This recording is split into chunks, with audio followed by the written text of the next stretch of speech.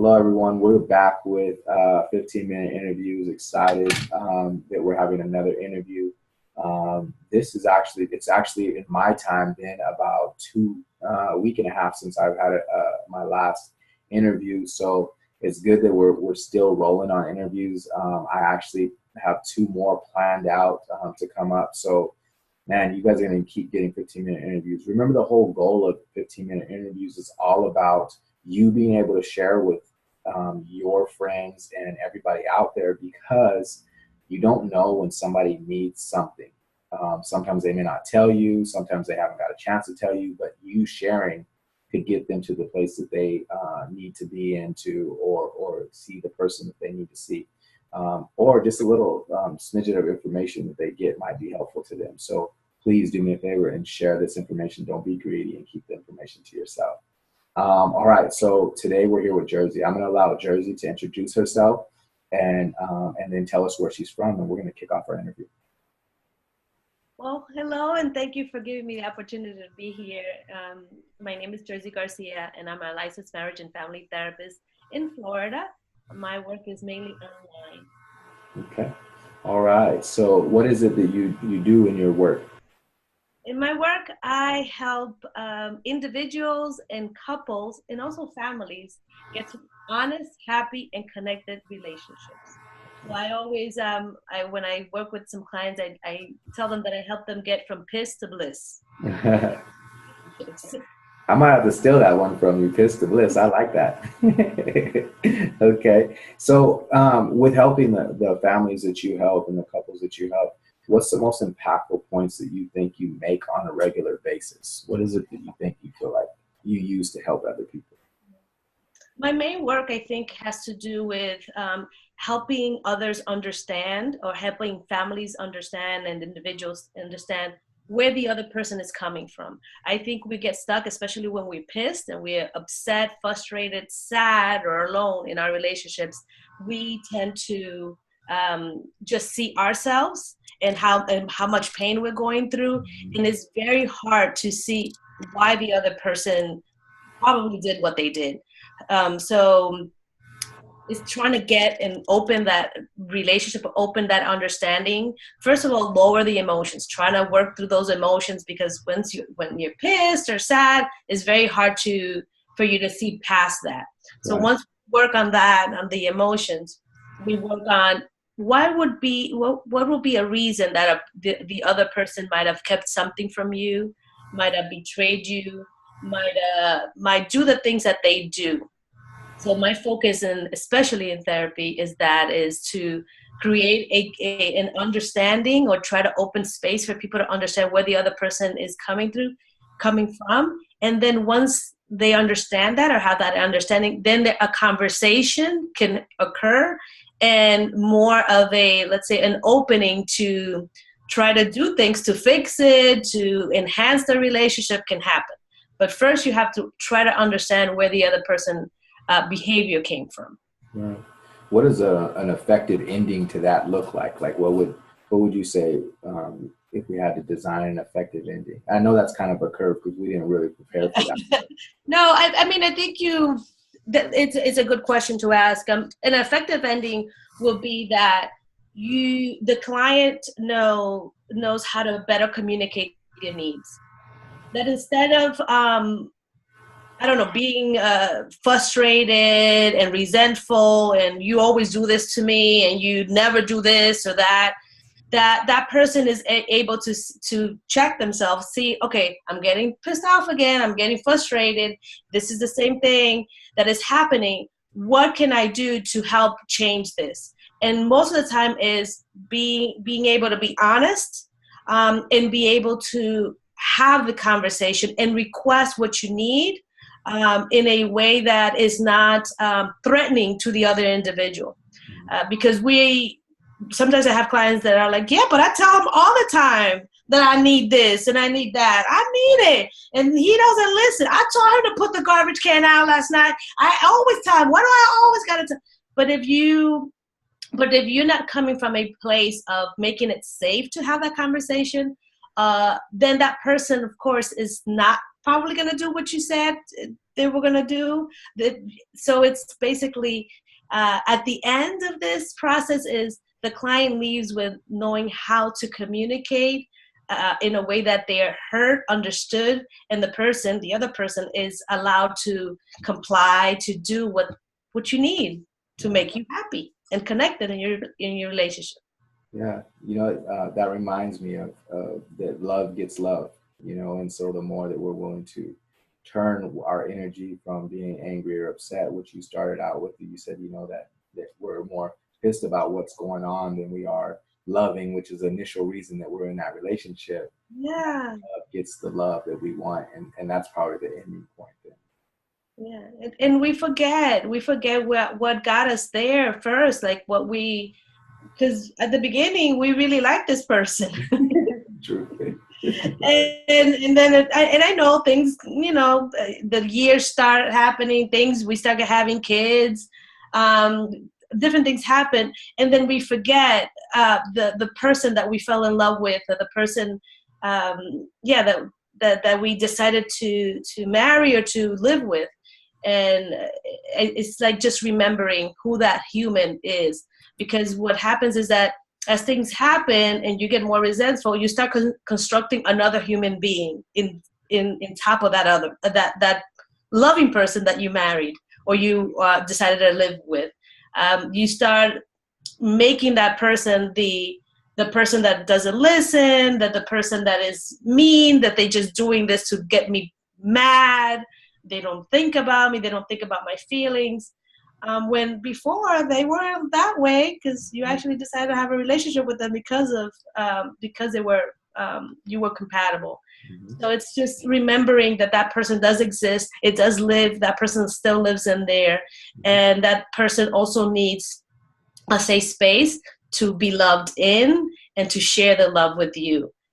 So that's where. That brings up a good point, that our mind is so powerful, right? Like in the beginning, we're able to create one thing, and at the end, or when we come to therapy, we're able to create another thing, right? So, okay, mm-hmm. Very good stuff. Thanks for taking us through that quick little journey of how it could possibly happen in therapy with you.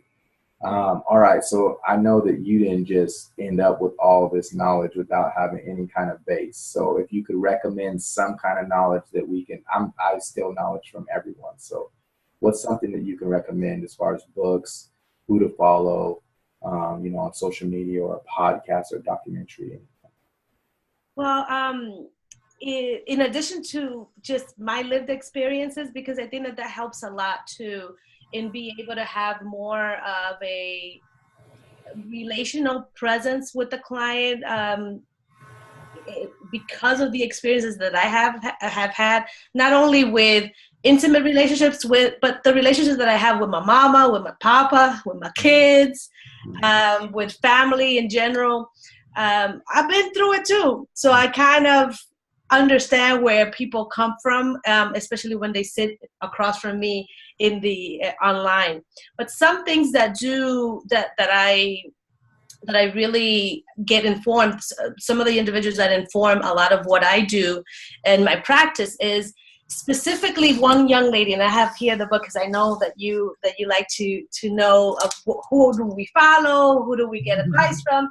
So there's this lady called Estelle Perel. She's a licensed marriage and family therapist working from New York, but she's now, I don't think she even sees people anymore because she's doing so well. Yeah. And I do work with a lot of clients that have gone through a betrayal or an affair in their relationship, and they're trying to get through that. So I love the way that she rethinks relationships, and how now relationships, before let's say in the 50s, in the 40s, relationships where, people were getting married or in relationships because we needed financial sustainability, we needed some sound foundation to raise our children. So that's what we were putting on our relationship. As long as you can provide for me and you can make sure that you provide for the family, or we can provide, then we were fine. It seems that now, as we're moving forward, and women and or the couple is now, both of them are working, they both are able to financially sustain the relationship, we are putting even more on our relationship. So now one of the things that Esther Perel says is that our partner now has to be a great lover, has to be our best friend, has to be a provider, has to be a great father, has to be, I mean, everything, has to be the best mechanic, has to be the person. So we are putting all this pressure on our partner, not only our male partners, but also our male partners to the wife, to the woman, where before a whole village will help you with that. So when you had girlfriend problems, you went to your girlfriend, you talked to your girlfriend about something. Mm-hmm. You had a best friend who you called or you met with for coffee. Your husband wasn't your best friend. Right. He was your partner in life, the one that you were raising children, and yes, you confided and you share, but you didn't put all this responsibility on your partner. And so I like that what she says is like, we're putting so much on our partners to fulfill for us. So we are constantly disappointed, constantly disappointed, and constantly comparing with, oh, but so-and-so is, doing this, and so-and-so is doing that.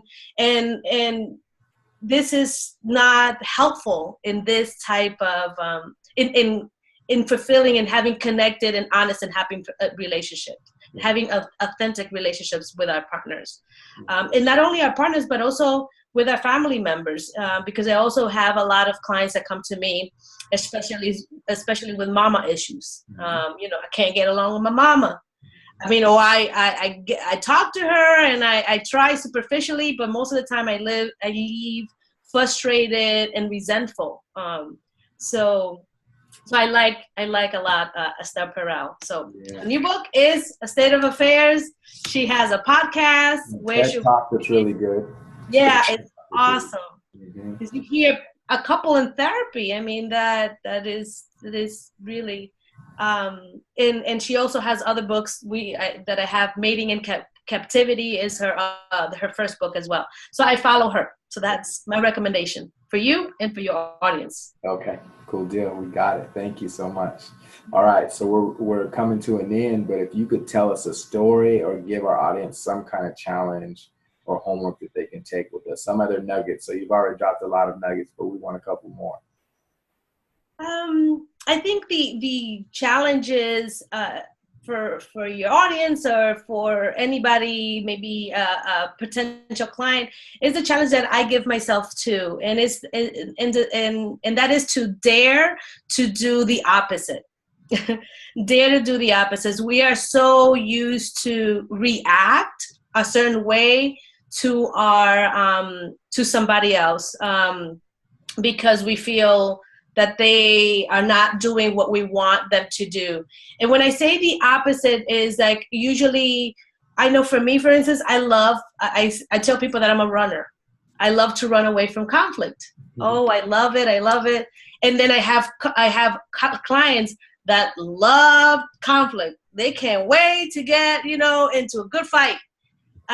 So for me, for instance, someone that is a runner, what I recommend is to actually not run from the conflict, but be courageous to address it in a safe way, to address whatever is between you that you need to address, and be able to verbalize and say, this is how this situation is making me feel, and this is the things that I need to happen for it to get better. And for those that like to jump into the fire all the time and get into the argument, is more about, how can I step back and think about, okay, what needs to happen here so that other person can hear me? Because me raising my fist, jumping up and down and screaming is not allowing the other person to hear me and really take into account what is it that I need and actually address my needs. Because if I'm jumping and screaming and all pissed off, that other person is just thinking, how am I going to protect myself? I got to defend myself because you're going to chew my head off. Mm-hmm. So step back. If you are prone to jump in and love the fight, And for those that like to run away, to be courageous and step in a with heart and ask for what you need. Okay. So the challenge is out to do the opposite, right? Thank you Do so the much, opposite. Georgie. We appreciate you being with us today. And for all of you guys who are watching 15-minute interviews, you can continue to come and check in. Please subscribe to our channel. Please share our channel. Again, somebody needs this information. Even if they don't find a therapist, at least there's a couple of nuggets like today's challenge of just being able to do the opposite of what you're already doing to get something different, right? So thank you guys for watching. Thank you, Jersey, for being here. We'll see you guys all soon.